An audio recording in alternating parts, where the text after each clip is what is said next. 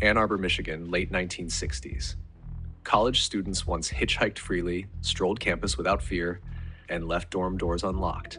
But in just 2 years, that changed. 7 young women were murdered, brutally, sadistically, and often in broad daylight. A city froze in fear. Nobody knew who would be next.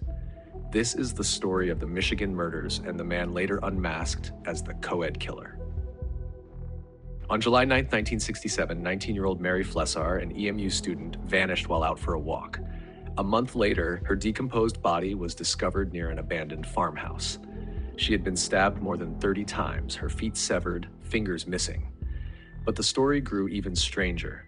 At the funeral home, a young man came in claiming to be a family friend. He asked to photograph Mary's body in the coffin for her parents. Staff refused. Witnesses described him as a clean-cut student driving a blue Chevy. At first, people thought this was an isolated crime, a random, horrific murder. But for young women in Ypsilanti, it was the first chill of fear.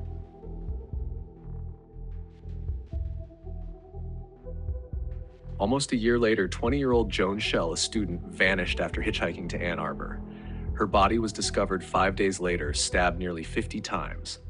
Witnesses said they last saw her climbing into a car with a young man, again, described as a clean-cut EMU student with a blue Chevy. Students began warning each other about hitchhiking, but still, in the late 60s, it was common practice. People wanted to believe this was a tragic coincidence, not a pattern. In March 1969, law student Jane Mixer posted a note on a campus rideshare board.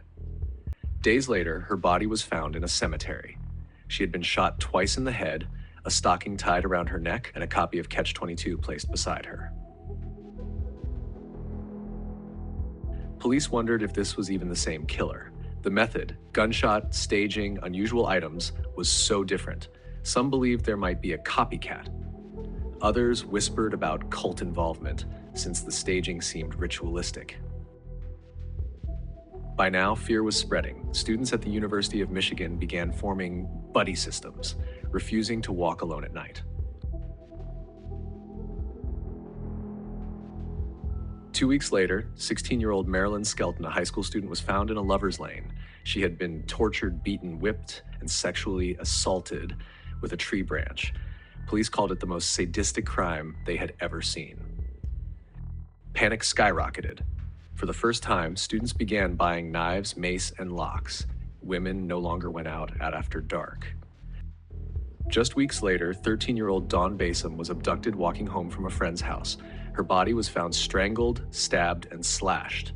Later, her blouse and personal items turned up in an abandoned farmhouse, evidence that suggested the killer returned to the scene deliberately.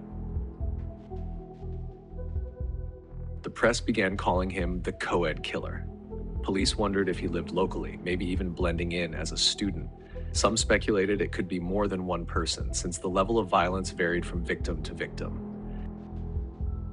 The community was now in full-blown terror. Mothers demanded curfews for their daughters, some students withdrew from classes. The carefree campus atmosphere was gone. In June 1969, 21-year-old Alice Colomb was found beaten, stabbed over 100 times, her throat slashed. By this point, the killer's pattern was unmistakable, but the brutality kept escalating, as if feeding off the fear he was creating.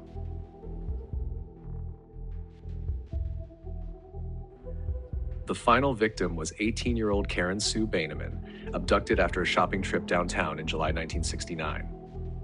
Before leaving, she joked with a clerk, "I think I just made the dumbest decision of my life. I accepted a ride from him." She never returned. Her body was found days later, beaten, strangled, and burned with acid.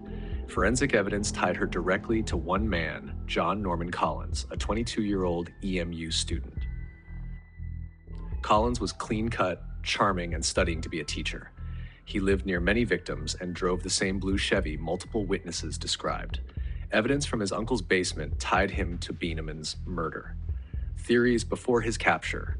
Some believed it was multiple killers, maybe a group of sadists. Others whispered about cult rituals because of the posing and staging of victims. Still others thought it was a drifter, hopping trains in and out of town. Nobody suspected the clean-cut education student.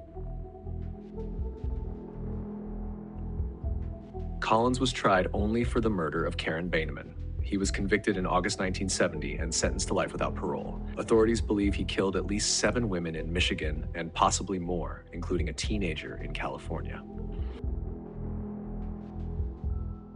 The Michigan murders left an entire generation of students scarred. The campus culture changed. Women stopped hitchhiking altogether. Fear lingered long after Collins was locked away. And even now, some still wonder, did Collins really kill all of the victims? Or was there another predator stalking Ann Arbor at the same time? Evil doesn't always look like a monster. Sometimes it looks like the boy next door.